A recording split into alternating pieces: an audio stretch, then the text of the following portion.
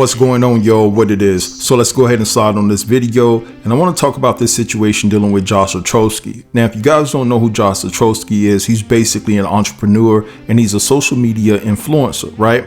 So back in the days, a couple of years ago, he talked about the situation that he encountered when he went to a Diddy party at Diddy's mansion in Miami, and basically he said that he walked in the wrong room and saw Diddy all booed up with this producer by the name of Felix the House Cat. Now, Josh recently revisited this story and he was talking to this podcaster about this situation based upon all the shenanigans that are going down with Diddy at this present time. So he has a story to tell, and he said that he saw what he saw. Now, guys, if you hear an echo in the background, I do apologize. I am going to try to fix it upon editing this video. I had to move for legal reasons. I can't talk about it right now because it's a legal matter, but we'll talk about it as soon as I can speak on this particular issue. But I will say, and I know my lawyer is going to get mad at me for saying this, that they're trying to put a permanent muzzle on your boy. So somebody's trying to set me up. It is what it is. So I was advised to move, and that's all I can give you at this present time. But I will talk about it, like I said, in the future. All right. Now, on top of the fact that Josh is bringing this story back to light, you have a lot of celebrities and rappers and R&B artists. And I heard through the grapevine Mary J. Blige, but I'm not going to put that information out just yet. But a lot of people are implicated in some of the dirty deeds and the dirty, sinister things that have went down behind the scenes involving Diddy. And a lot of people can't talk because they're afraid that they're going to be blackmailed.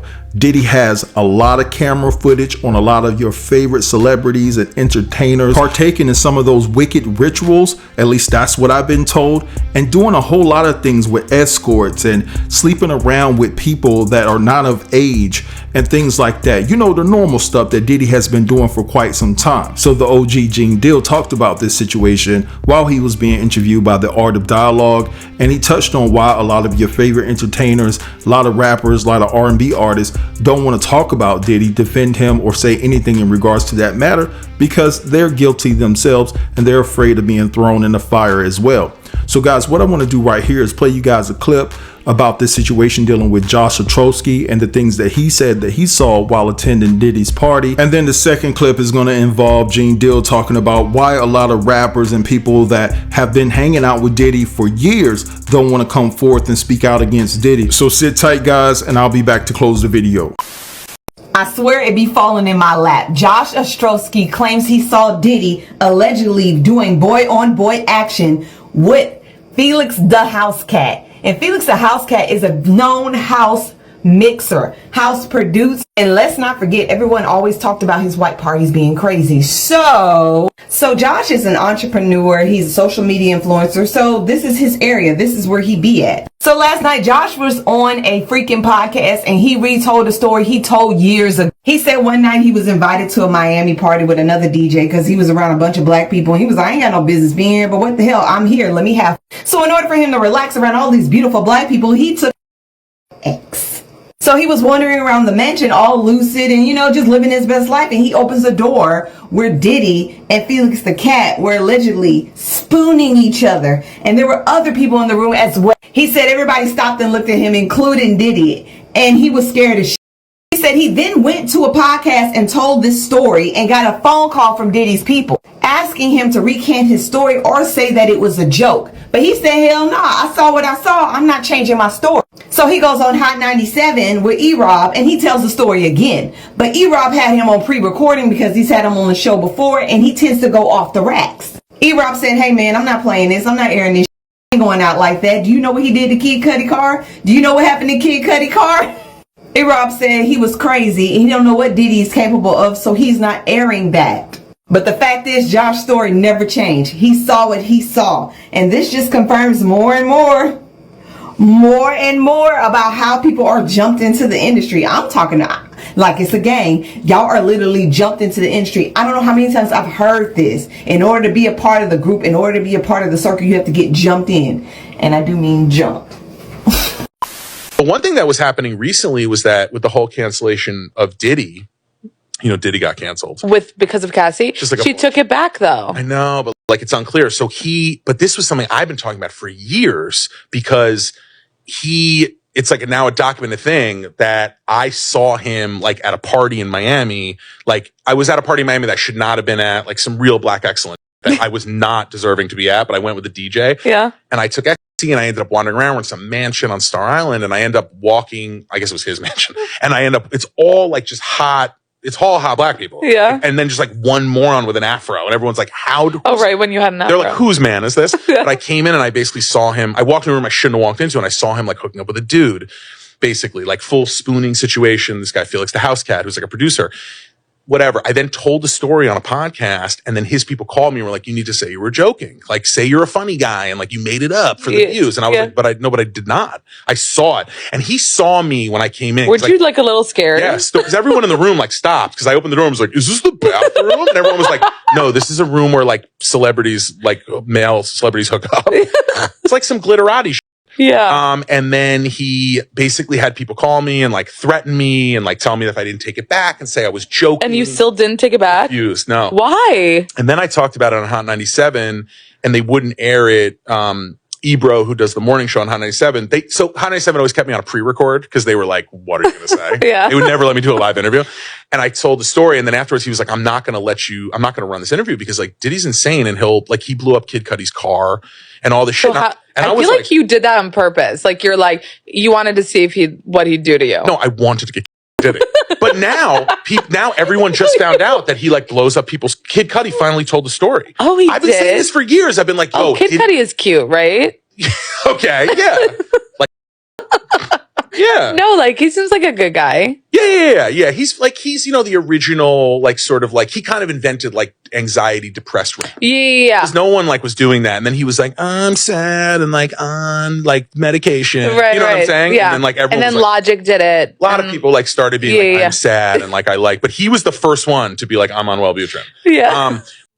Guys, while I was sitting down listening to the Art of Dialogue, he brought up something that I've been saying for a very long time. He brought up the fact that a lot of artists that were dominating the industry, they just fell off. And for some time, everybody was like, yo, what happened to so-and-so? What happened to this person? What happened to that person? Well, I don't need to name them. I just need you to think of your most favorite artist. And I need you to just think for a second.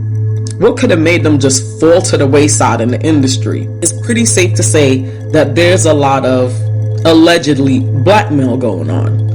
And for the people that are speaking out, it's safe to say they weren't caught on tape. If you notice, there's a lot of people silent when things are going on, when people are speaking up, when there's allegations coming out. It's possible that they may have been caught on tape. Again, Little Rod stated that Diddy has cameras all around his property. These cameras are inside of his home, where his freak-offs are taking place. So it's not that a lot of people don't want to speak up for fear of embarrassment because they were possibly caught on tape doing something. They can't. If you listen to DMX warned us years ago, and if you notice, DMX started running into a whole lot of problems when he spoke out against the music industry and what's been going on. First, I'm going to play the clip of Gene Deal, and I'm going to let you listen to DMX and let me know what you think in the comments. Also alleging in this lawsuit that, Diddy, he got a whole lot of hidden cameras around his house, and he feels like Diddy is using all that footage for blackmail. Probably so. I could believe that. I believe it's a lot of rappers, a lot of music people, a lot of executives that could not say no. Cat Williams said, you just got to say no to Diddy. And it's a lot of people that couldn't say no. And they probably on tape because they couldn't say no. So you think it's possible that Diddy, he got footage of rappers in the stash, just in case he got to use it for blackmail? It's a possibility. It's not far-fetched.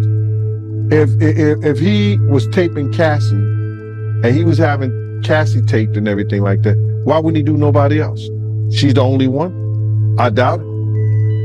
Right. I mean, good point, man. But did you hear about that story from the actor Columbus Short? He told a story about how Diddy, he invited him to his house late at night. I believe him. I believe that Columbus Short, yo, bro, why would that man come out? He got a whole wife or whatever, come out and say that Diddy did something that he didn't do. He could have said anybody else. But Columbus Short, he let people know straight out the rack, yo, if they talking about some and it's about Diddy, it may be true. Cause he tried me. That's what he said. That's what Columbus Short said. He tried me. And you notice the guys that don't fall for that shit. They not popping in the industry. They not working. They not going to Hollywood. They not doing it because it's people like him that they cut short. Like Cat Williams said, when they don't give up, they don't give up that, they cut them short. All right, so you guys just heard that. So first, I want to talk about Josh Atrosi. Now, I believe everything that this man said. I don't think that he has a reason to come to the internet and lie about what he saw at a Diddy party. But I will say that there's one reason why Diddy probably asked him nicely to recant his story and then threaten him is because he's a part of the community that rhymes with the word new. And Diddy knows better than to mess with that community, right? Because you see Kanye West, you see Nick Cannon, you've seen people just fall and fail miserably once you disrespect that community. And so I believe the reason why Josh was able to stand strong and say, yo, I'm not going to recant my story, because he knows the power that is behind him and that's backing him. That's just my personal opinion. Now, as far as Diddy having footage of your favorite celebrities and entertainers doing the unthinkable, we know it's not above the realm of possibility, and that's why a lot of them are quiet. But y'all, I just want to say this in closing. When it comes to the information that slid across my desk in regards to Mary J. Blige, it comes across as if she's an enabler and allegedly a handler. I'm telling y'all, I mean, if this information is true, Mary J. Blige needs to be in timeout with a ruler stuck up her ass. But anyway, I'm gonna let this go right here. I want you guys to drop down in the comments and let me know what you think about everything that was discussed within this video. Don't forget to like, comment, share, and subscribe. And until next time, peace.